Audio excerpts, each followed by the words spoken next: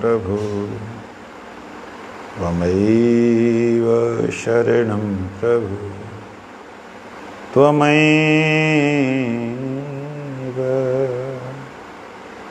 शरणं प्रभु।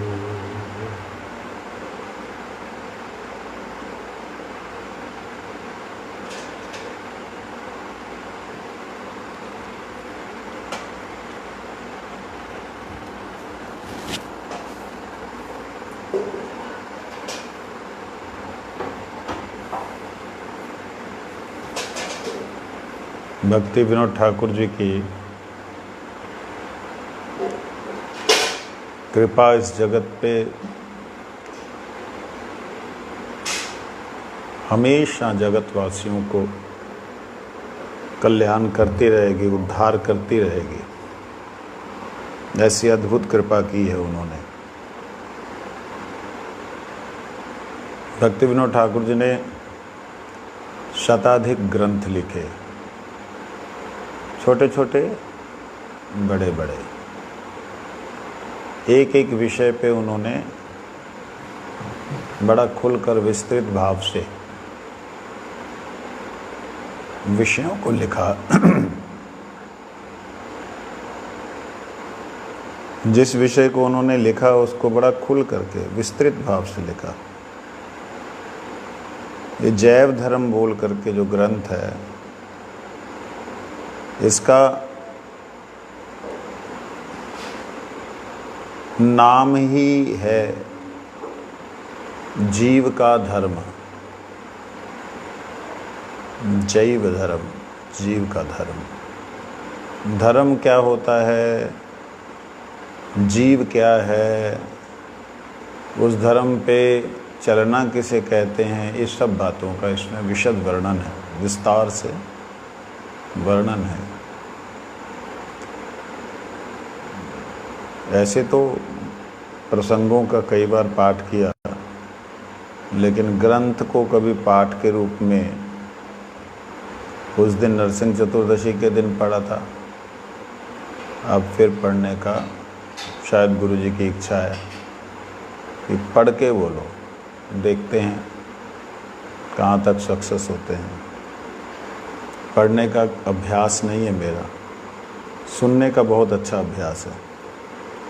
सुन सकता हूँ मैं, बहुत बड़ा बड़ा करके, बड़े ध्यान से सुन सकता हूँ।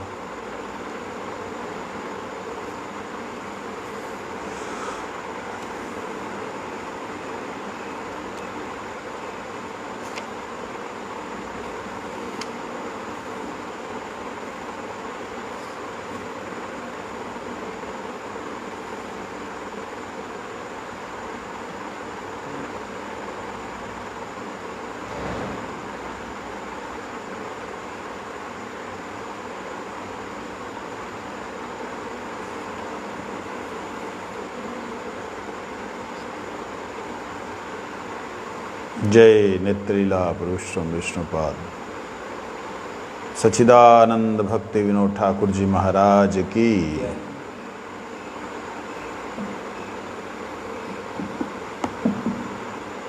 करताल देना।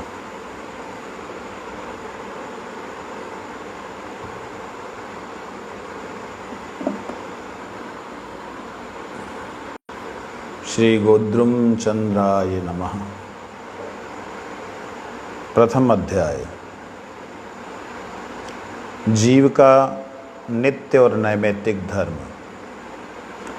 नित्य मतलब जो हमेशा से है, नैमित्तिक अर्थात जो किसी कारण से बना, निमित्त से बना उसे नैमित्तिक कहते हैं।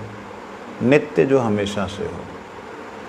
आत्मा अजर अमर नित्य है, इसलिए आत्मा का जो धर्म है, स्वभाव है, वो भी अजर अमर नित्य है। लेकिन आत्मा का स्वभाव बदल जाता है जब वह कभी किसी निमित्त में फंस जाती है।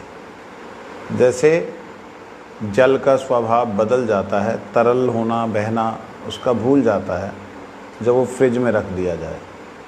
निकाल करके ज़्यादा गर्म कर दो तब भी उसकी तरलता भूल जाता है, उड़ने लग जाता है। ऐसे नित्य धर्म आत्मा का क्या है, नैमित्तिक धर्म क्या है, इसमें भेद क्या है, इसको वो खोल रहे हैं। इस पृथ्वी में जम्बूद्वीप श्रेष्ठ है। जम्बूद्वीप में भारतवर्ष प्रधान है। भारतवर्ष में गौड़ भूमि सर्वोत्तम है। गौड़ भूमि में श्री नवद्वीप मंडल परम उत्कृष्ट है। इसी श्री नवद्वीप मंडल के एक स्थान में भगीरथी के किनारे श्री गोद्रुम नाम का रमणीय जनपद नित्य विराजमान है। प्राचीन काल में श्री गोद्रुम के उपवन में अनेक भजनानंदी पुरुष जगह जगह में निवास करते थे। किसी समय वही श्री सुरभि ने अपने लता मंडप में भगवान गौरचंद्र की आराधना की थी। उससे थोड़ी ही दूर पर प्रद्युम्न कुंज नाम की एक भजन कुटी थी। वहाँ सघन लताओं से ढकी हुई एक कुटी के भीतर श्री प्रेमदास परमहंस नामक बाबा जी रहते थे।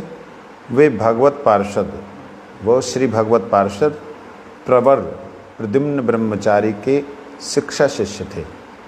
बाबा जी निरंतर भजनानंद में मस्त होकर अपना समय बिताया करते थे। ये कहाँ रहते हैं? सुरभि कुंज के पास में लता मंडप में रहते हैं। नाम है श्री प्रेमदास परमहंस बाबा जी। भगवान के पार्षद श्री प्रद्युम्न ब्रह्मचारी के ये शिक्षा शिष्य किसे कहते हैं? जिनसे शिक्षा प्राप्त हो वो शिक्षा गुरु होते हैं। जो शिक्षा लेता है, दीक्षा नहीं ली, शिक्षा लेता है, वो शिक्षा शिष्य होता है। तो श्री प्रद्युम्न ब्रह्मचारी जी के शिक्षा शिष्य थे। बाबा जी निरंतर भजनानंद में मस्त होकर अपना समय बिताया करते थे। श्री प्रेमदास बाबा जी सभी शास्त्रों में पंडित होते हुए भी नंदगांव से अभिन्न तत्व जानकर श्री गोद्रुम वन का एकांत मन से आश्रय किए हुए थे। सारे शास्त्रों के विद्वान होने के बावजूद भी उन्होंने जो नंदगांव है अपना, ये नंदगांव से गोद्रुम द्वीप को अभिन्न माना हुआ था कि नंदगांव गोद्रुम द्वीप एक ही है। नित्य 2 लाख हरिनाम जपना, सब वैष्णव के उद्देश्य से शत शत दंडवत तथा गोप गृहों से मधुकुरी भिक्षा द्वारा जीविका का निर्वाह करना, यही उनके जीवन का नियम हो चुका था। 2 लाख हरिनाम करते थे। वैष्णवों के उद्देश्य से 100 प्रणाम, मतलब एक एक वैष्णव का नाम लेकर के उनका खड़े होकर के फिर दंडवत प्रणाम करना, फिर खड़े होकर फिर दंडवत प्रणाम करना, ऐसे नित्य प्रति उनका एक नियम था। मैंने ऐसा प्रैक्टिकली देखा।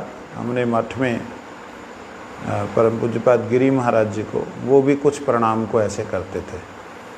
और स्वामी नारायण संप्रदाय में गया तो लोग सामूहिक रूप से करते हैं। जो दादर में रेलवे स्टेशन के पास मंदिर है, वहाँ गया था। तो जब हम लोगों का ऐसा वो हो जाता है ना, आरती वगैरह हो जाती है, आरती के बाद में वांछा कल्पत्रु होता उनका, मतलब वैष्णव प्रणाम होता, लेकिन हमारी तरह वांछा कल्पत्रु नहीं बोलते, उनका मंत्र अलग है। बोलने के बाद में फिर सब मंदिर के पीछे चले जाते हैं, फिर खड़े होते हैं, जय बोलते हैं, जय बोलते हुए फिर साष्टांग प्रणाम करते हैं, फिर खड़े होकर जय बोलते, फिर साष्टांग प्रणाम करते, फिर खड़े होकर जय बोलते, फिर साष्टांग प्रणाम करते, ऐसे करते हैं। तो कहते इस प्रकार से उन्होंने अपना नियम बना लिया था कि जो वहाँ पे ग्वाले रहते थे, ग्वाले सब जगह होते ना, उन ग्वालों के घर से मधुकुरी भिक्षा करते थे। मधुकुरी किससे कहते हैं? जैसे मधु एक एक फूल से रस लेकर के उसको संचय करती है, ये इसी प्रकार से एक एक घर से लेकर के अपना शरीर का पालन करते हैं। जब भी वे इन कार्यों से अवसर पाते, किसी प्रकार की ग्राम्य कथा ना करके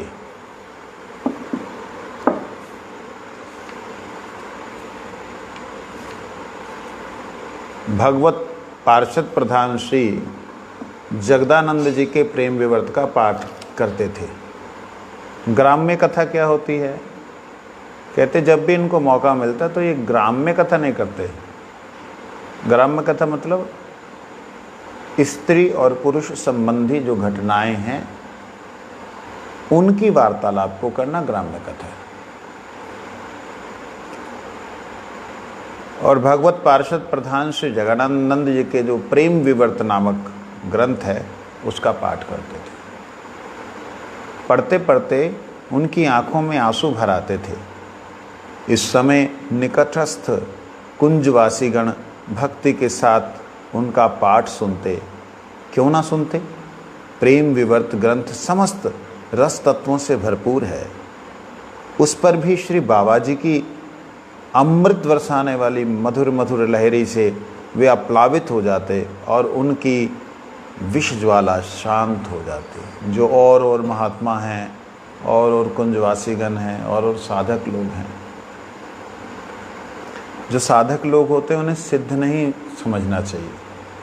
साधक अवस्था में प्रत्येक व्यक्ति के हृदय में संसार की ज्वालाएं जलती रहती हैं। आज हम जिन्हें समझते हैं कि बड़े महान पुरुष हैं, उनका इतिहास, पिछला जीवन भयंकर होता है। 99% का 1% होते हैं 100 में से, साधकों में 100 में से 1% होते हैं जो भगवत धाम से सीधा आए होते हैं। उनको संसार की ज्वाला जलाती नहीं।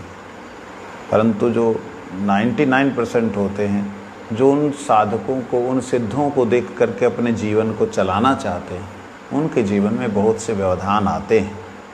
व्यवधान आने का मतलब ये नहीं है कि वह पतित है।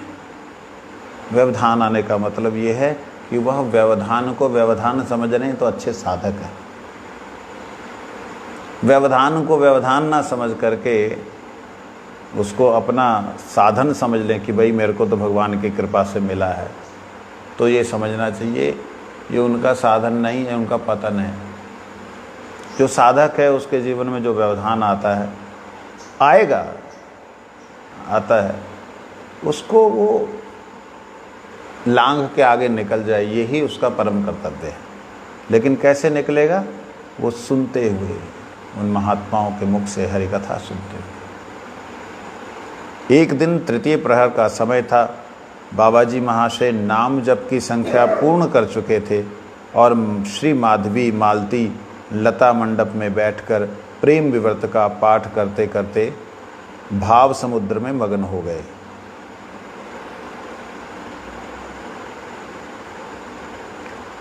उसी समय एक सन्यासी ने आकर उनके चरणों में दंडवत प्रणाम किया और वे देर तक उसी तरह पड़े रहा।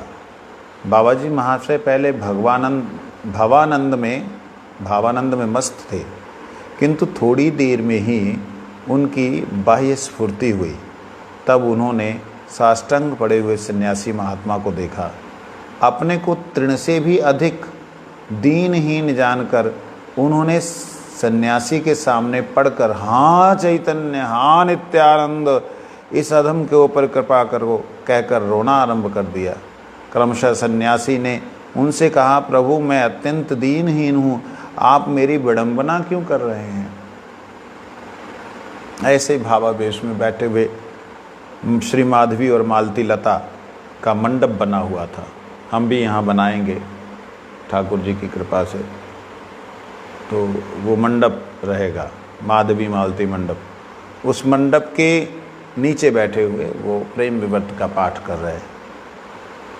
पाठ करते भावावेश में बह रहे हैं, अश्रु प्रवाहित हो रहे हैं।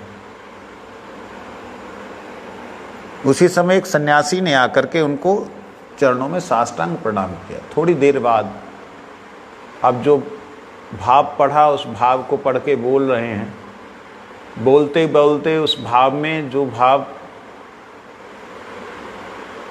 प्रेम विवर्त में जो भाव जगदानंद जी ने लिखा, उस भाव को प्रकाशित करते हुए जो भावावेश में है, तो अगली बात को बोलने के लिए तो आँख खोलनी पड़ेगी।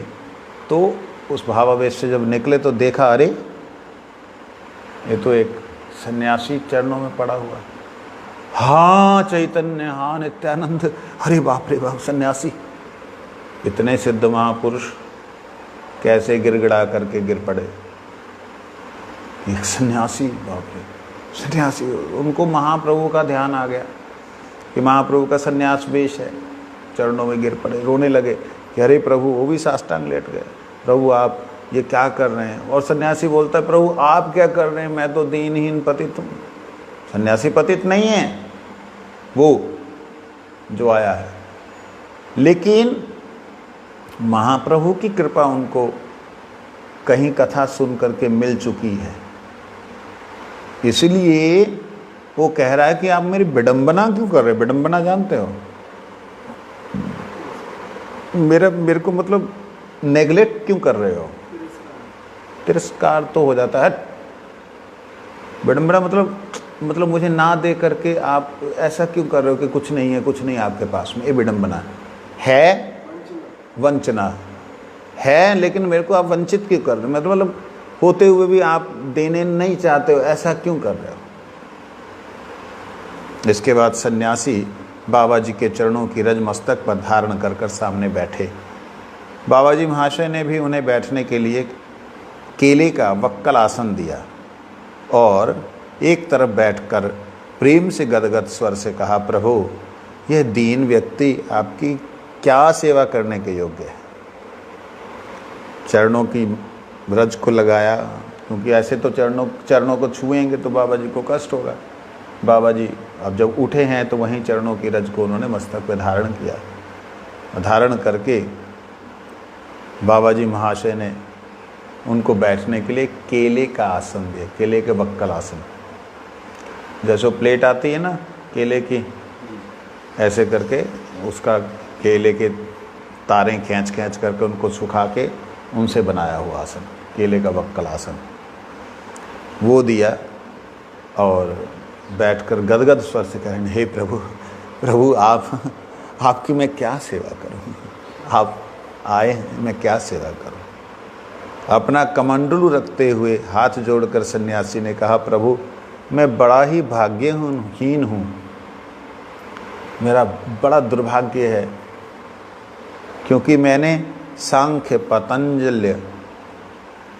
पतंजल न्याय वैशेषिक उत्तर मीमांसा पूर्व मीमांसा और उपनिषद आदि वेदांत शास्त्रों का काशी आदि नाना पुण्य तीर्थों में मैंने अच्छी तरह से अध्ययन किया तथा शास्त्र तात्पर्य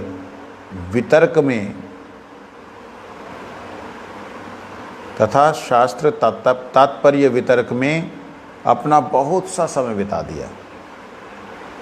क्या कहते हैं हाथ जोड़ के, प्रभु मैंने सांख्य किसे कहते हैं, जो संख्या के द्वारा किसी चीज़ को एनालाइज किया जाए। जैसे अभी हम बोल रहे हैं, बोलते हुए कितनी फ्रिक्वेंसी कितने मीटर ऊपर जाके कितने मीटर पे रुकती है, कितने मीटर नीचे आती है, इस संख्या की कैलकुलेशन हो, उसे सांख्य कहते हैं। तो इसी प्रकार से सांख्य ज्ञान शरीर से संबंधित, मन से संबंधित, बुद्धि से संबंधित और आत्मा, इनकी तरंगों का आपस में कैसे एक दूसरे के साथ में संचार है, कितनी मात्राएं हैं, किनके कारण से, कितनी गति के कारण से ये तत्व आपस में जुड़े और ऐसे जुड़े कि ये मुलायम लग रहे हैं, पत्थर नहीं लग रहा। इस प्रकार से वो तत्वों का ज्ञान करते हुए उस सारी चीज़ों से निकल जाना, इसको बोलते हैं सांख्य ज्ञान। और है पातंजल्य, जो पतंजलि शास्त्र योग, इसको तो बताने की ज़रूरत नहीं। न्याय कहते हैं कि जो शास्त्रों के द्वारा समाज में व्यवस्था स्थापित हो सके, उसे न्याय शास्त्र कहते हैं। फिर है वैशेषिक के अंदर आ जाता है किसी एक विषयों के, अलग अलग विषयों को कैसे खोला जाता है, कैसे उसको बनाया जाता है, एक बात को दूसरी बात के साथ में कैसे युक्ति संगत किया जाता है, उसे न्याय वैशेषिक और तर्क वितर्क वाली जो बातें कहते हैं, उत्तर मीमांसा और पूर्व मीमांसा, ये जो है वेद हैं, वेद के पहले और वेद के आखिर में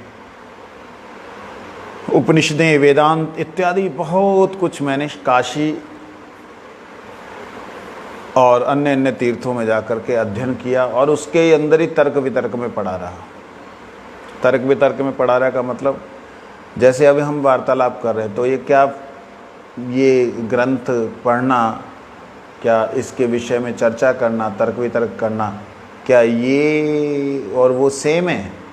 कहते नहीं सेम। क्यों नहीं सेम? वो बोल रहे हैं क्यों नहीं सेम है, वो खुद बोल रहे हैं इस बात को। पढ़ते हैं क्या बोलते हैं। कहते लगभग 12 वर्ष पूर्व मैंने श्री सच्चिदानंद सरस्वती पाद के निकट दंड धारण भी ग्रहण किया। दंड ग्रहण कर सब तीर्थों में भ्रमण करते हुए मैंने भारत के सर्वत्र शंकर मतानुयायी सन्यासियों का संग भी किया। शंकर मत के सन्यासी आदि गुरु शंकराचार्य जी ने जो मत स्थापन किया, जो ब्रह्मवाद स्थापन किया, आत्मा ही परमात्मा है, एक आत्मा जो है वो सब आत्माओं का समान आत्मा है, सर्वै एको आत्मा, सर्वै एको आत्मा, सारी आत्माएं एक ही हैं। एको अहम बहुश्याम, परमात्मा एक थे बहुत हो गए, परमात्मा बहुत नहीं है, परमात्मा एक थे बहुत हुए, ऐसा सोच करके जो हम सब अलग अलग हुए हैं, हम जब प्रलय होगी उसी परमात्मा में विलीन हो जाएंगे। इस प्रकार के सिद्धांतों को मैंने बहुत बार सुना, बोला और मनन किया। मैंने कुटिचक, बहुदक, हंस इन 3 अवस्थाओं का अतिक्रमण कर कुछ दिन परमहंस पद पर भी पद मैंने प्राप्त किया। कुटिचक, बहुदक, हंस। कुटिचक किसे कहते हैं? कुटिचक कहते हैं हम लोगों का सन्यास। इस सन्यास में शिखा भी रहती है, सूत्र भी रहता है, पवित्र भी रहता है। शिखा, सूत्र, पवित्र का परित्याग नहीं होता। हाँ, चिन्ह, शिखा, सूत्र, पवित्र, चिन्ह, तिलक, ये सब रहता है, जिसमें उसको कहते हैं कुटिचक। एक होता है बहुदक, जिसमें अपने जितने कर्म हैं उनको जला के शिखा को तिलक को और पवित्र को ये अग्नि में समर्पित करके, सूत्र को अग्नि में समर्पित करके जो संन्यास लेता हो तो बहुदक, बहुत चीज़ों को उसने जला दिया। उसके बाद है हंस। हंस में शिखा, सूत्र वगैरह सब कुछ स्वाहा।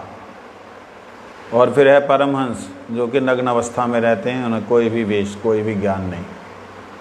वह कहते मैंने प्राप्त किया। मौन अवलंबन पूर्वक वाराणसी क्षेत्र में अहम ब्रह्मस्मि, प्रज्ञानाम ब्रह्म तत्वमसि इत्यादि आदि शंकराचार्य कथित महावाक्यों का आश्रय भी मैंने लिया। इन्हें महावाक्य क्यों कहते हैं? अहम ब्रह्मस्मि, प्रज्ञानम ब्रह्म तत्वमसि। क्या बोल रहा हूँ? परमानंद शास्त्री हैं? हाँ, परमानंदज्ञ। अच्छा, पता लग जाता ना, आँखें जैसे बंद होनी शुरू होती हैं। अहम ब्रह्मस्मि, सो अहम शिवो अहम, प्रज्ञानम ब्रह्म तत्वमसि इत्यादि ये उपनिषदों के वाक्य हैं। बृहद अरण्यक उपनिषद में प्रथम अध्याय के प्रथम मंडल के चतुर्थ अध्याय के 10वें श्लोक में ये कहा है कि अहम ब्रह्मस्मि, मैं ब्रह्म हूँ। आत्मा के लिए ये बात कही गई है। इसे महावाक्य क्यों कहा? कहते जितने भी वाक्य हैं, जितने भी शब्द हैं, वो हमको इस अवस्था तक ले जाने के लिए हैं कि जहाँ पर हम लोगों को किसी भी संसार के वाक्य की जरूरत ही ना पड़े, इस संसार की कोई कथा की जरूरत ही ना पड़े, ऐसी स्थिति में ले जाने के लिए। वो स्थिति क्या है? ब्रह्म स्थिति, ब्रह्मस्थ, ब्रह्म ज्ञान, वो स्थिति। जैसे ब्रह्म का ज्ञान हो गया, उसे कुछ और जानने की जरूरत है? मतलब जिसे ज्ञान हो गया तो उसे अज्ञान तो है ही नहीं। जब अज्ञान नहीं है तो फिर जानने की जरूरत क्या है? जब जानने की जरूरत नहीं, इसलिए महावाक्य कह दिया। तो आदि शंकराचार्य कथित महावाक्यों का आश्रय मैंने ग्रहण किया, परंतु जिस प्रकार का सुख और आत्मिक संतोष मिलना चाहिए था वे नहीं मिला। एक दिन कोई वैष्णव साधु उच्च स्वर से हरि लीला गान करते करते मेरे सामने से निकले। मैंने आंखें खोलकर देखा कि वो आंसुओं से तरबतर हो रहे थे। उनके सारे शरीर में रोमांच हो रहा था। गदगद स्वर से श्री कृष्ण चैतन्य प्रभु नित्यानंद नाम का कीर्तन कर रहे थे। नृत्य करते करते उनके चरण स्वखलित हो पड़ते थे और वह पृथ्वी पर गिर पड़ते थे। उन्हें देखकर तथा गान सुनकर मेरे हृदय में एक अनिर्वचनीय भाव उत्पन्न हुआ, जिसे मैं आपके निकट वर्णन करने में असमर्थ हूँ। भावोदय तो अवश्य हुआ, तथापि अपने परमहंस पद की मर्यादा रक्षा करने के लिए उनसे कुछ भी वार्तालाप न कर सका। हा हा, धिक्कार है, धिक्कार है मेरी पद और मर्यादा का, धिक्कार है मेरे भाग्य का। कह नहीं सकता, ना जाने क्यों उसी दिन से मेरा चित्त श्री कृष्ण चैतन्य के चरणों में आकृष्ट हो गया है। कुछ समय पश्चात मैंने व्याकुल होकर उन वैष्णव साधु को बहुत ढूंढा, पर फिर भी वे दिखाई नहीं पड़े। मैंने देखा उनके दर्शन और मुख से निसृत नाम श्रवण कर जो विमल आनंद प्राप्त हुआ, उसका अनुभव मुझे पहले कभी नहीं हुआ। मैंने बहुत दिन विचार करके निश्चय किया कि वैष्णवों के चरणों का आश्रय लेना ही मेरे लिए श्रेयस्कर है। इतने दिनों मैंने वेद, वेदांत, उपनिषदें इत्यादि सब कुछ पढ़ा, मैंने साधनाएं की। ये जो ब्रह्म, अहम ब्रह्मस्मि, प्रज्ञानम ब्रह्म, तत्वमसि इत्यादि मैंने महावाक्यों की कठोर साधनाएं की। अभिमान तो बढ़ा, मैं ब्रह्म हूं। हम लोगों के यहाँ जो ये चक्रों का जागरण होता है ना, इसकी चर्चा नहीं करते। क्यों नहीं करते? जब जागरण होता बंदे को लगता है मैं बहुत कुछ हूँ। क्यों? उसके अंदर जो है चेतनता जाग जाती है। जैसी जगती तो उसे अपने में ही सब कुछ नजर आता है, सब में वही है, सब में वो, अपने में सब, ऐसी फीलिंग आनी शुरू हो जाती। इसकी चर्चा नहीं करते। क्यों नहीं करते? जो चर्चा करने वाले हैं, जो सिद्ध पद पे पहुंच गए, वो आकर के यहाँ पे चरणों में लोटपोट हो रहे हैं कि भाई मेरे को ये छुड़ाओ, मेरे को समझ ही नहीं आ रहा कि मैं क्या चक्रों में पड़ा हुआ था, अपने आप को ब्रह्म समझी जा रहा था। मैं तो चैतन्य चंद्र के दासों का दास बन सकूं, ऐसा अब मेरे अंदर लालसा हो रही। क्यों? क्योंकि जब मैं उन्होंने हाँ चैतन्य, हाँ नित्यानंद करते हुए देखा, चलते हुए उनको कीर्तन करते हुए, लड़खड़ाते हुए देखा, उनके शरीर से निकल रही वो दिव्य ऊर्जा ने मेरे को आह्लादित कर दिया। मेरे अंदर रोमांच हो गया। मुझे समझ नहीं आ रहा था कि मैं क्या करूं, लेकिन मैं एक परमहंस स्टेज पे हूं, एक ऐसी मर्यादा में था कि जिस मर्यादा को मैंने छोड़ा नहीं। हाय हाय, मेरी उस मर्यादा को धिक्कार है, मेरे सन्यास को धिक्कार है, मेरे इस मत को ग्रहण करने को धिक्कार है। क्या मैंने प्राप्त कर लिया अगर मुझे वह प्रेम प्राप्त नहीं हुआ? मैंने उन महात्माओं को बहुत ढूंढा, लेकिन वो महात्मा मुझे पुनः नहीं मिले। इसलिए आपके श्री चरणों में आया हूँ कि वो विमल प्रेम, वो नाम श्रवण करके जो विमल प्रेम, जिसमें मल नहीं था, इसमें मल है जो मैं चिंतन कर रहा हूँ। क्या मल है? कि मैं ब्रह्म हूँ, मैं परमात्मा हूँ, लेकिन वह विमल प्रेम जिसमें केवल भगवान ही भगवान है, अपना तो अस्तित्व ही नजर नहीं आता, अपना तो अस्तित्व दासों का दास भाव आता है। कहते हैं इसीलिए मैंने बहुत दिन विचार करके निश्चय किया कि वैष्णवों के चरणों का आश्रय लेना ही मेरे लिए श्रेष्ठकर है। मैं काशी को छोड़कर श्रीधाम वृंदावन गया। वहाँ मैंने अनेक वैष्णवों को देखा जो श्री रूप, सनातन तथा जीव गोस्वामी का नाम ले लेकर विलाप करते हैं। आय हाय, क्या बात है। आए, कहते वृंदावन धाम में आए तो मैंने देखा श्री रूप गोस्वामी, सनातन गोस्वामी, जीव गोस्वामी का नाम ले ले करके वो लोग रोते हैं। आहा, आरूप सनातन भट्ट रघुनाथ, श्रीजीव गोपाल भट्ट दास रघुनाथ, ऐछे गोसाईर करी चरण वंदन, जहाँ हैते विघ्न नाश अभीष्ट पुराण। कहाँ श्री चैतन्य, कहाँ नित्यानंद, कहाँ जाऊँ कहाँ पाऊँ चरण अरविंद। ऐसे बोल बोल के वो लोग रोते हैं। उनके उस विरह अवस्था को देखकर मैं पागल हो गया। वे श्री राधा कृष्ण की लीलाओं का स्मरण करते हैं।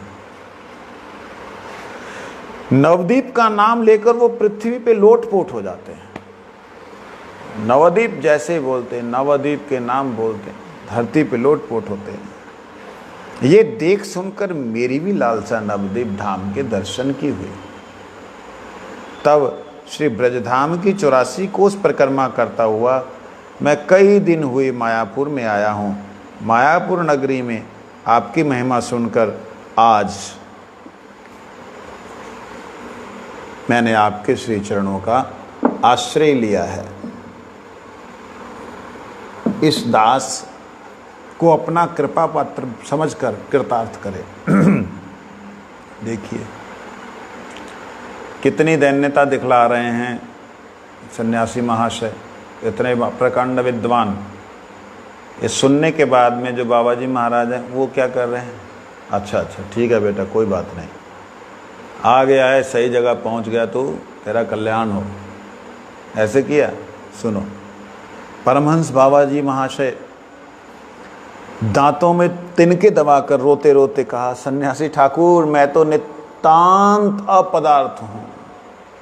दांत में तिनका का मतलब होता है गाय, जो गाय होती है ना, गाय जैसे घास खाती है, अपने आप को गाय की तरह विनम्र समझते हुए मुंह में तिनका लेके, हे सन्यासी ठाकुर मैं क्या हूँ, मैं अत्यंत दीनहीन हूँ, अपदार्थ हूँ। अपदार्थ का मतलब, पदार्थ होता है जिससे किसी का कुछ फायदा हो, उसे कहते पदार्थ। अर्थ का मतलब होता है जरूरत।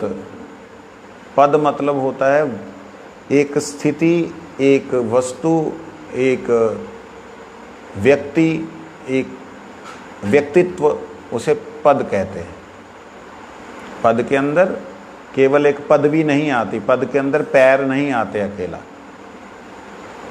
जरूरत जिस वस्तु की है उस वस्तु को पद कहते हैं, वस्तु को, व्यक्ति को पद कहते हैं। कहते वो पदार्थ, मैं क्या पदार्थ हूँ, नितांत अपदार्थ, मैं किसी के भी काम आने वाली कोई वस्तु नहीं। बाबा जी महाराज हाथ जोड़ करके विनम्र होकर के बोलते हैं, उदर पूर्ति, निद्रा और व्यर्थ की बातों में मैंने जीवन व्यर्थ कर दिया। मेरा सारा जीवन व्यर्थ हो गया पेट भरने में, सोने में और फालतू की बातें करने में। क्या बाबा जी महाराज का ऐसा चरित्र हमने अभी सुना? ये क्यों होता है, ऐसा क्यों भाव आता है? हाँ, मालूम है क्यों आता है ऐसा भाव? क्यों? जब कोई व्यक्ति अपने से निम्न व्यक्ति का संग करता है, अपने से दीनहीन या अपने से निकृष्ट व्यक्ति का संग करता है, भक्तिहीन व्यक्तियों का संग करता है, तब जिसके पास थोड़ी भक्ति होती है उसको अभिमान आ जाता है। बेचारे ये हरिनाम नहीं कर रहे, चलो मैं इनको हरिनाम करा दूं, हरे कृष्णा कृष्णा कृष्णा हरे हरे, सुनेंगे तो मंगल होगा, हरे राम राम राम हरे हरे। उनका मंगल करने का भाव आ जाता है, क्योंकि किनका संग कर रहा है?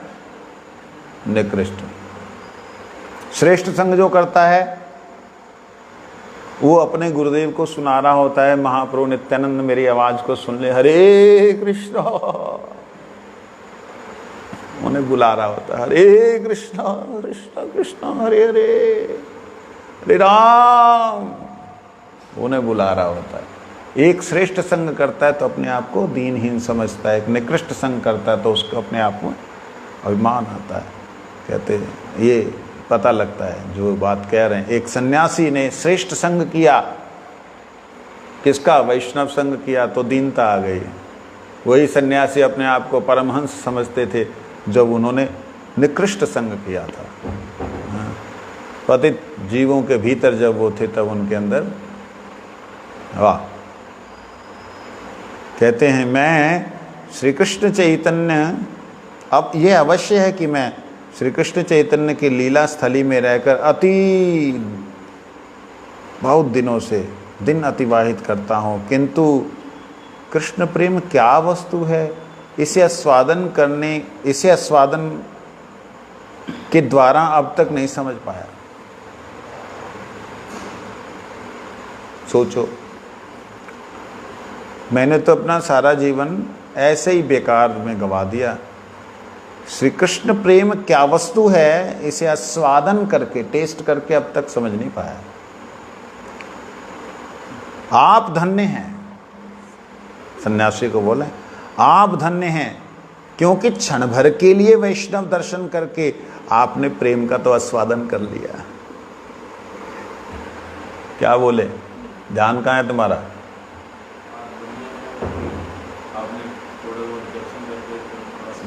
किसने? उनको धन्य बोल रहे हैं। क्यों बोल रहे हैं? क्यों? आपको प्रेम मिल गया और खुद को अधन्य बोल रहे हैं। क्यों बोल रहे हैं? क्योंकि ये महाप्रभु के संग कर रहे हैं, ठाकुर जी का संग कर रहे हैं, इसलिए अपने आप को दीन समझ रहे हैं।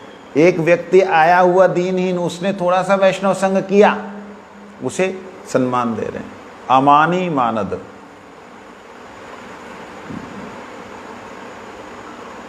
अच्छा, ये सुनने के बाद में जो बद्ध जीव हमारे जैसा होगा, जो साधक नहीं होगा, उसको अभिमान हो जाएगा, इतने बड़े संत ने मेरे लिए ऐसा बोला, रिकॉर्ड कर लो। है ना, ऐसा होगा। कहते हैं आप श्री कृष्ण चैतन्य देव के कृपा पात्र हैं। महाप्रभु ने आपके ऊपर कृपा की है, आप कृपा पात्र हैं। इस अधम को प्रेम स्वादन के समय कभी कभी अवश्य स्मरण किया करना, तो मैं कृतार्थ हो जाऊंगा। सोचिए क्या बोल रहे हैं, कौन बोल रहे हैं? बाबा जी महाराज, परमहंस बाबा जी महाराज कहते हैं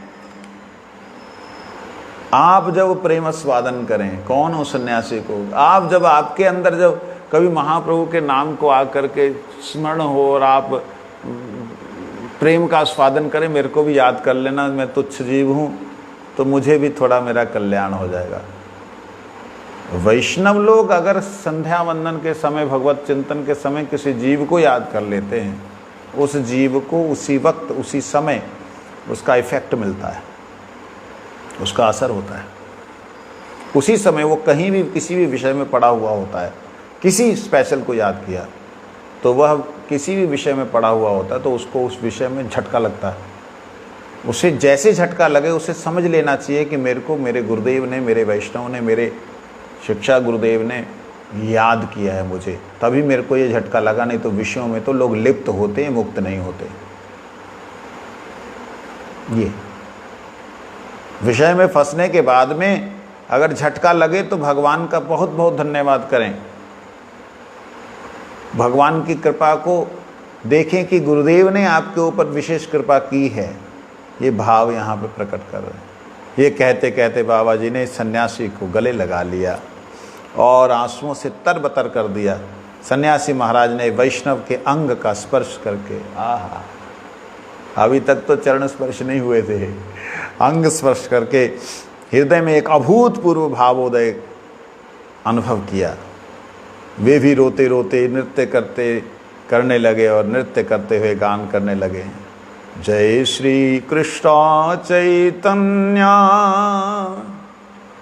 श्री प्रभु नित्यानंद, जय श्री कृष्ण चैतन्य श्री प्रभु नित्यानंद, प्रेमदास गुरु जय भजन आनंद, प्रेमदास गुरु जय भजन आनंद, जय जय श्री कृष्ण चैतन्य श्री प्रभु नित्यानंद, जय जय श्री कृष्ण चैतन्य श्री प्रभु नित्यानंद, जय प्रेमदास गुरु जय भजनानंद, जय जय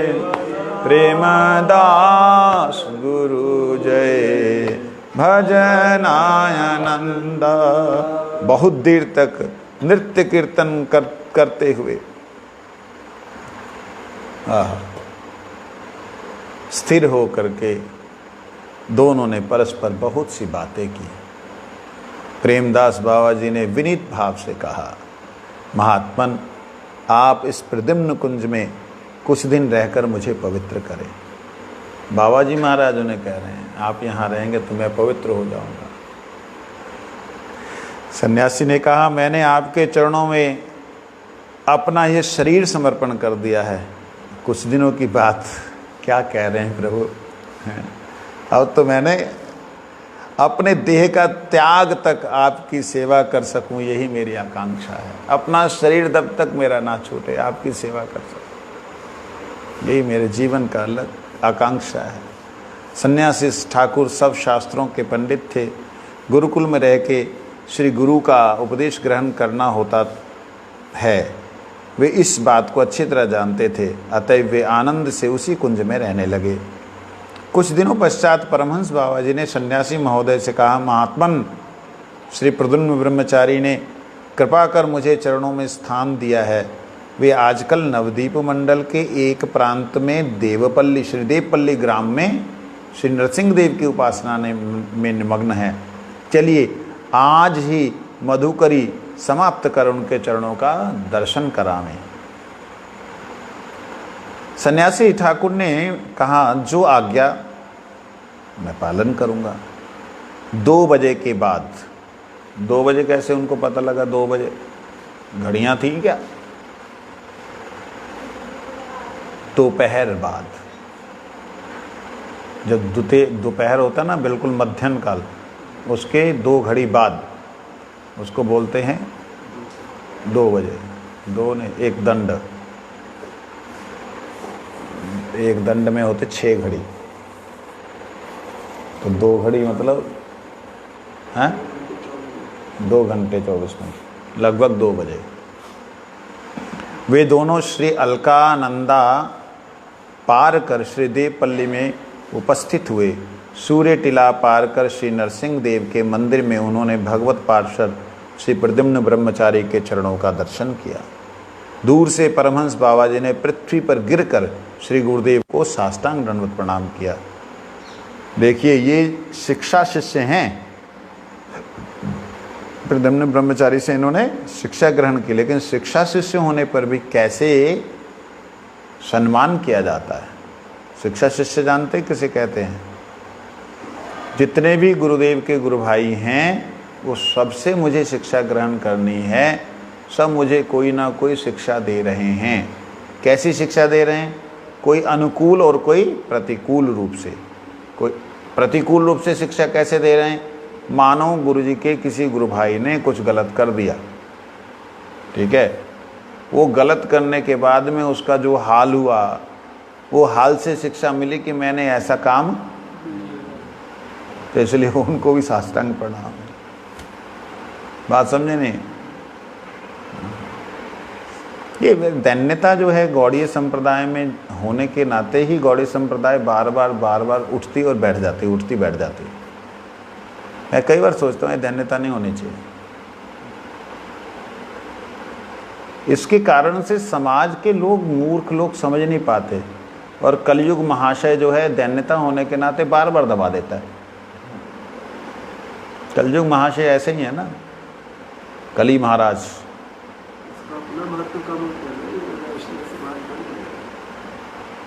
दबा देते उसको, वो ऐसी दीन है, ठीक है मान लो,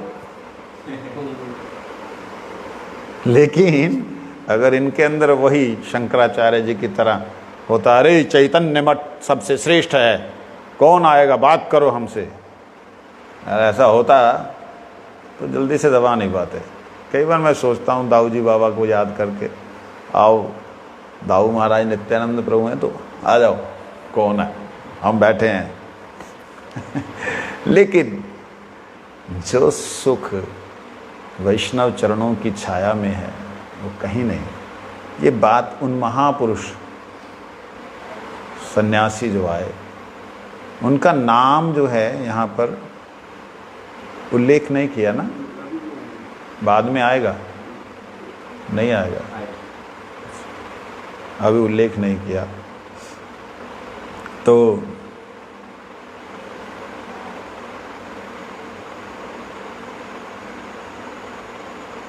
दोनों ने प्रणाम किया, चरणों का दर्शन किया। दूर से परमहंस बाबा जी ने पृथ्वी पर गिरकर श्री गुरुदेव को साष्टांग दंडवत प्रणाम किया, दूर से।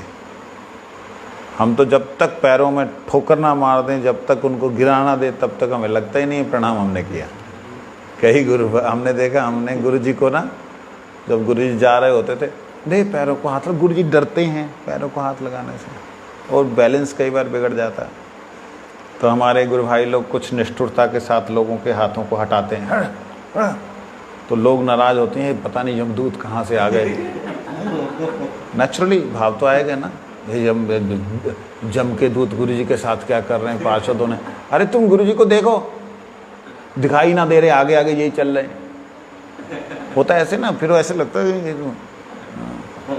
लेकिन अगर वो ना हो तो गुरु जी को तकलीफ हो सकती है, इसलिए गुरु जी को तकलीफ ना हो, दूर से ही प्रणाम किया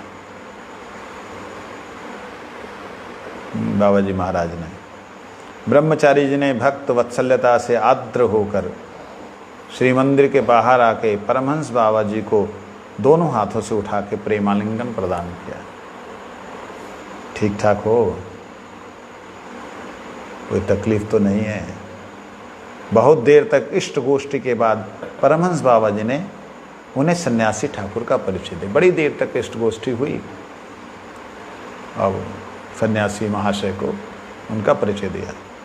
ब्रह्मचारी जी ने सादर कहा, वत्स तुमने यथा योग्य गुरु पाया है, बच्चे तुमने अच्छे गुरु प्राप्त हुए हैं। प्रेमदास के निकट प्रेम विवर्त की शिक्षा प्राप्त करो। ये प्रेमदास जो हैं प्रेम विवर्त पढ़ रहे हैं, इसकी शिक्षा प्राप्त करो।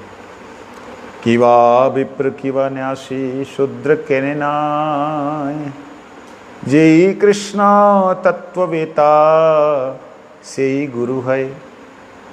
सन्यासी ठाकुर ने भी विनीत भाव से परम गुरुदेव के पाद पद्मों में साष्टांग दंडवत प्रणाम कर कहा, प्रभु आप श्री कृष्ण चैतन्य देव के पार्षद हैं, आपकी कृपा कटाक्ष से मेरे जैसे सैकड़ों अभिमानी सन्यासी पवित्र हो सकते हैं, आप कृपा करें। कैसा वार्तालाप है। सन्यासी ठाकुर ने भक्त गोष्ठी के परस्पर व्यवहार को इससे पहले सीखा नहीं था। गुरु और परम गुरुदेव में परस्पर जिस प्रकार का व्यवहार देखा, उसी को सदाचार जानकर अपने गुरु के प्रति निष्कपट रूप से उसी दिन से वैसा ही व्यवहार करने लगे। कैसा गुरु का अपने शिष्य के प्रति प्रेम है, उसी तरह से अपने गुरु का, मतलब परम गुरु जी और गुरु जी में संबंध देखा, और अपने गुरु का वैसे ही संध्या के समय आरती, और उसके बाद संध्या के समय आरती दर्शन कर दोनों वापस श्री गोद्रुम लौट कर आ गए। कुछ दिन तक इसी तरह रहने के बाद सन्यासी ने परमहंस बाबा जी से तत्व जिज्ञासा करने की इच्छा की। मैं चाहता हूँ मैं तत्व जिज्ञासा करूँ। अब तत्व जिज्ञासा की क्या जरूरत, तुम प्रेमी व्रत सुन रहे हो, सुनते रहो, लेकिन वो जो बैठा हुआ अंदर जो इतना ज्ञान, वो जो पिटारा, वो जो तत्व सिद्धांत बैठे हुए हैं, वो भी प्रेत की तरह सामने आते हैं कई बार। अब कहते हैं उनको ही मैं पहले ठीक कर लो। शरणागति होने के बावजूद भी जो प्राक्तन संस्कार हैं वो आपको आके उत्पीड़न करेंगे ही करेंगे। ये परम गुरुदेव का भी दर्शन कर लिया, गुरुदेव के चरणों में भी है, श्रवण भी कर रहे हैं, करते हुए भी जो वो ज्ञान रूपी प्रेत है ना, वो कभी कभी हावी हो जाता है। अब उसके लिए उन्होंने जिज्ञासा करने की इच्छा की। इस समय वेश के अतिरिक्त और सब बातें उन्होंने वैष्णव जैसे ग्रहण कर ली थी। वेश को छोड़ करके वेश के अतिरिक्त सारी वैष्णव बातें, शमदम आदि गुणों से संपन्न होकर संपूर्ण रूप से ब्रह्मनिष्ठा तो उन्होंने पहले ही प्राप्त कर ली थी।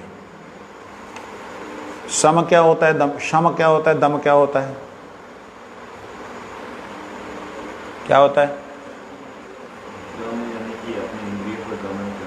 शम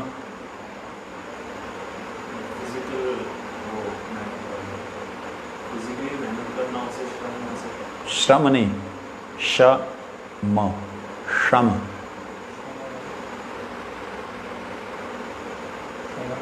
क्षमा करना। श्रम होता है बाह्य इंद्रियों को संयम करना, दम होता है भीतर की इंद्रियों को संयम करना। बाह्य इंद्रियां चक्षुकर्ण नासिका जिह्वा, भीतर की इंद्रियां दमन, भीतर से ही बाहरी इंद्रियों के लिए जो इच्छाएं उत्पन्न होनी है भीतर से उन्हें दबा देना, खत्म कर देना, शम दम, ठीक है। वो करने के कारण उन्होंने ब्रह्म में निष्ठा तो प्राप्त कर ली थी। इस समय उस निष्ठा के ऊपर परब्रह्म की चित लीला निष्ठा भी उत्पन्न हुई। वो निष्ठा ब्रह्म के प्रति जो हुई थी उसके ऊपर चित लीला भगवान की भी थोड़ी सी, साथ ही साथ दीन भाव भी प्रबल हो उठा, दीनहीनता भाई। भगवान को संग जैसे जैसे श्रेष्ठ संग होगा। एक दिन अरुणोदय के समय परमहंस बाबा जी पवित्र होकर तुलसी माला पर हरिनाम संख्या करते करते माधवी मंडप में बैठे। कुंज भंग लीला की स्फूर्ति हो आने के कारण उनके नेत्रों में निरंतर प्रेमाश्रु धारा प्रवाहित होने लगी। अरुणोदय काल होता है सूर्य उदय से 1 घंटा लगभग 36 मिनट पहले। और उस समय क्या हुआ, परमहंस जो बाबा जी महाराज थे वो ठाकुर जी की हरिनाम कर रहे थे, तो ठाकुर जी की जो कुंजभंग लीला उसका स्मरण हो आया। कुंजभंग लीला क्या होती है? राधा रानी और कृष्ण गोपियों के साथ में कुंज में विराजमान हैं, सुबह होने वाली है, तो चिड़ियाँ जो हैं वो चहचकाने लगी।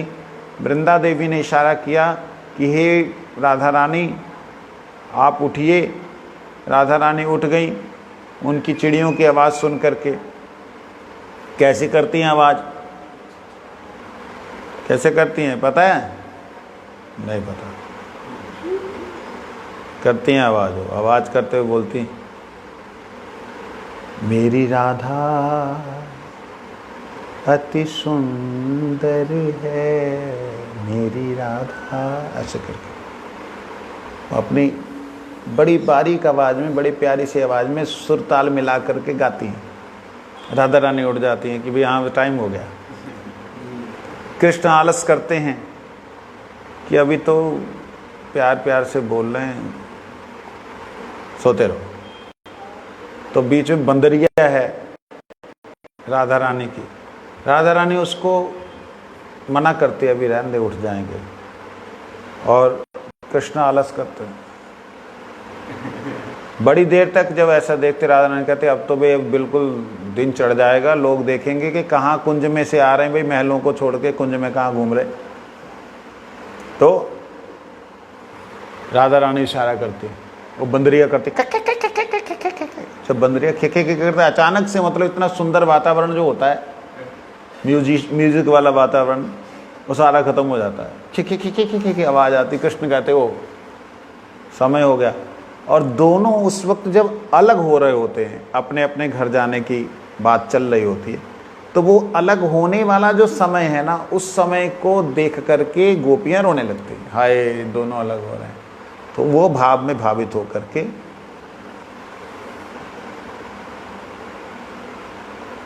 अपने सिद्ध भाव से परिभावित तत्कालोचित सेवा में नियुक्त होकर वे अपने स्थूल देह की विस्मृति को खोने लगे। उस समय जो भगवत सेवा करनी है, उसके भगवत सेवा के अनुरूप वो अपने इस बाहर के शरीर को भूल गए। सन्यासी जी उनके भाव से मुग्ध होकर उनके निकट बैठ गए और उनके सात्विक भावों को देखने लगे। देखते देखते परमहंस बाबा जी ने कहा, सखी इसका खकटी को शीघ्र चुप कराओ। श्री राधा रानी जी की बंदरी का नाम है, इसको चुप कराओ, नहीं तो मेरे राधा गोविंद की सुख निद्रा उचट हो जाने से सखी ललिता दुख पाएंगी और मेरी भर्त्सना करेंगे। किसको बोल रहे हैं?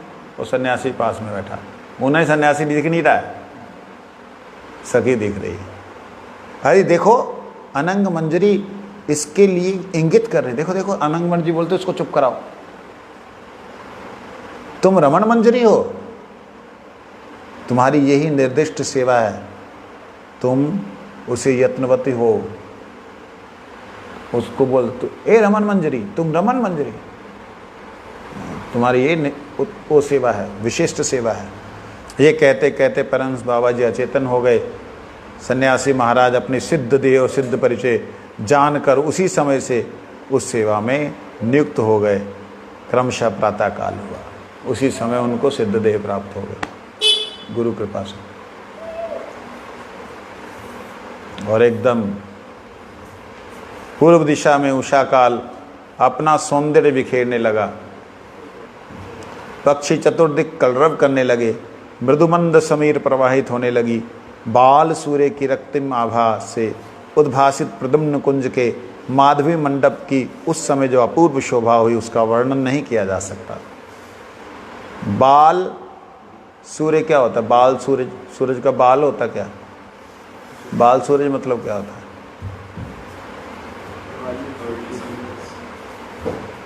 छोटा सा सूरज हर कोई देख सके जैसे, उसे बाल सूर्य कहते हैं, बालक सूर्य।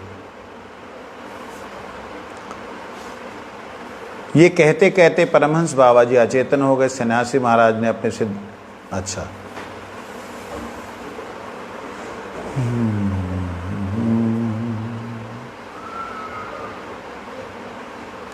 पूर्व दिशा में उषा अपना सौंदर्य बिखेरने लगी, पक्षी चतुर्दिक कलरव करने लगे, मृदु मंद समीर प्रवाहित होने लगी। बाल सूर्य की रक्तिम आभा से उद्भासित प्रद्युम्न कुंज के माधवी मंडप की जो शोभा हुई वह वर्णन नहीं किया जा सकती, इतनी सुंदर।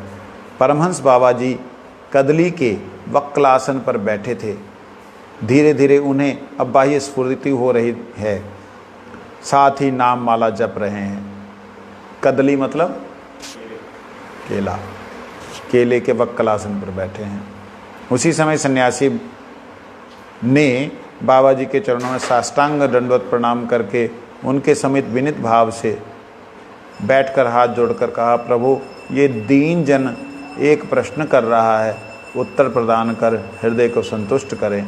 बाह्य ज्ञान की अग्नि से दग्ध हृदय में ब्रज रस का संचार कर उसे शीतल करें। वांछाकल्पतरुश्च कृपा सिन्धुवैव च पतितानां पावनेभ्यो वैष्णवभ्यो नमो नमः।